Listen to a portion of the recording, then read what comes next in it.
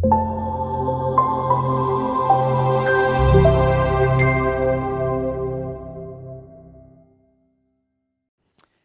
I'm Jonathan McKee, and today we're going to talk about understanding youth culture.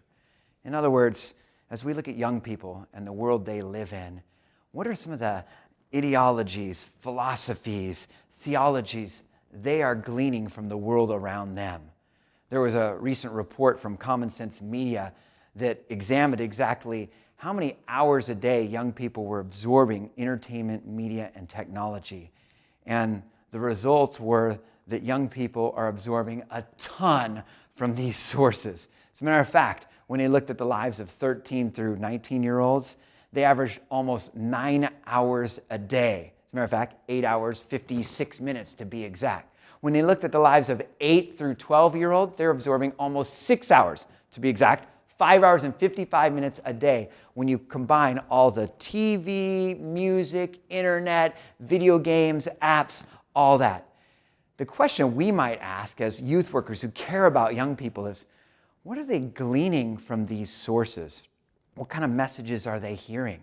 As young people are forming these, philosophies and theologies in their head, what are they learning from Adam Levine and their favorite TV show and the conversations they're having in the chat rooms they're engaged in? We as youth workers need to be engaged in the world of youth culture. Now, don't get me wrong. I'm not telling you that you need to pay so much attention to that you aren't even paying attention to truth, like God's Word. I'm not saying that you need to download all of Rihanna's music and listen to it all the time and watch the newest 50 Shades movie just for research. No, that's not what I'm saying at all. Don't get me wrong. I'm saying that we need to be familiar with the ideas that young people are absorbing day to day. Let me give you a scriptural example. In Acts chapter 17, the Apostle Paul models this for us really well because he wanted to reach a group of people that were completely saturated in secularism. It was the people of Athens, and if you think about Athens, there's an import-export going on in that town, so a lot of different ideologies flowing through there. As a matter of fact, they had so many different gods and idols around that town because they basically lived in this world where everything was okay and everything is right. Sound familiar? So the Apostle Paul wanted to reach out to them. And in order to do that, he thought, let me become familiar with their world. So he literally just walked around the town and he just kind of looked at the idols, listened to what the pagan poets were saying. And again, he didn't start worshiping their idols and absorbing it day after day. He just literally took a look and saw what idols were being offered. Kind of listened to some of the lyrics as he's walking through Walmart that day and listened to what they were saying. Matter of fact, if you look in Acts chapter 17, verse 28, you'll hear him quote in his very famous message on Mars Hill. He quotes and says, as some of your own pagan poets have said, and there in quote marks, you hear him say, we are his offspring. You know what that quote is right there? That's music lyrics from Lil Wayne. Well, not Lil Wayne, it's whoever Lil Wayne was 2,000 years ago. Little Antonius. He quoted Little Antonius lyrics right there, and it's actually in the Bible. Why? Not because he listened to Little Antonius every day in his Beats by Dre headphones. It's because he happened to be walking through Walmart that day and heard Little Antonius and said, hey, I can use that. And then he used that in his message to springboard conversations about truth. Are we doing that in our ministry? Are we learning about where kids are at and the messages they're hearing? And can we sometimes use that in conversations to talk about the truth of the Word of God? Well, I'll tell you what. Today I want to just give you 4 tips to becoming familiar with youth culture. The first tip is simply this. Be engaged in constant recon. Yeah, think of yourself like a soldier who has to go out and do recon. And if we're about to be a missionary out in this mission field, what I'm asking you to do is just get to know your mission field. Recon can be a lot of fun because sometimes it's actually just going and just hanging out where kids are at and just listening. It's powerful when we as adults actually just pay attention to what young people are talking about. I tell parents this all the time in parent workshops. For example, when parents are carpooling, I say, just listen. Don't, take the conversation and put it around you. Maybe sometimes just drive in silence and open up your ears. Because any parent who's done this knows that kids will start talking and they'll forget you're even there. You'll hear kids starting to talk about stuff in their world, and you will learn a lot about a kid. As a matter of fact, as a parent, sometimes you'll hear one kid start to say something, and then you'll hear your own kid say, shh, shh, shh, shh, shh. And that's when your German Shepherd ears need to really perk up, and you need to go, ooh, what did they just say? Because that's when they're really talking about the good stuff. Well, we as youth workers, we can be doing the same thing. Sometimes, whether it's in the youth room or whether we're sitting at the lunch table on campus, listen to what they're talking about. But it goes more than that. I do encourage you to, as you're walking through Target or the grocery store, if you hear a song that you've heard played 20 different times, maybe Google those lyrics and say, could I use these lyrics to talk about truth? So be engaged in constant recon.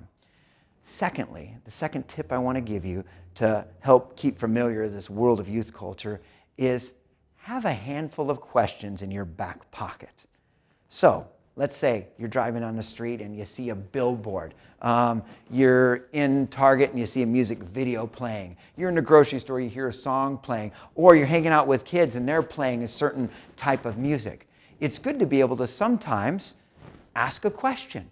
Again, questions are one of those things that get them talking and us listening. It makes it a dialogue, not a monologue where we're just lecturing. So throw out a question. Sometimes if we're doing this research and we kind of look and we see some of the lyrics that are being sung, or we see a show or a movie that young people are watching, we can start thinking ahead about those philosophies that are being taught, and we can come up with some questions. But more realistically, we're going to be there and something's going to happen and we're going to have to come up with a question on the fly. If that happens, remember this. One of the things you can always do if you notice something is simply ask, hey, what did that just say? If you hear lyrics, what did she just sing? You see something. Wait, what just happened there? You simply ask them to observe what happened. And then just think about it and go, interesting. And here's a great question. Was he right?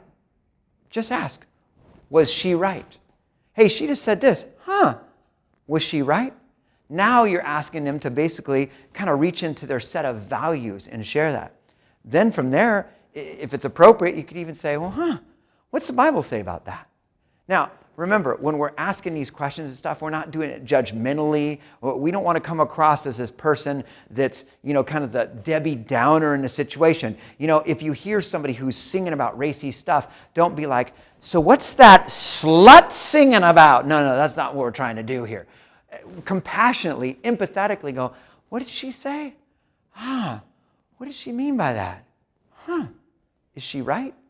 And if we're asking this with compassion, which, by the way, might be really important because these very things that this person is singing about might be something that this young person is struggling with. And if we're all judgmental, this young person is going to be like, oh, this adult is not safe to be around because they hate that. So make sure that as you're asking these questions, you're asking them with compassion and empathy, but you have a set of questions kind of in your back pocket that you're ready to ask so you can talk about truth. Thirdly, the third tip when it comes to keeping familiar with youth culture is simply keep your eyes on your six.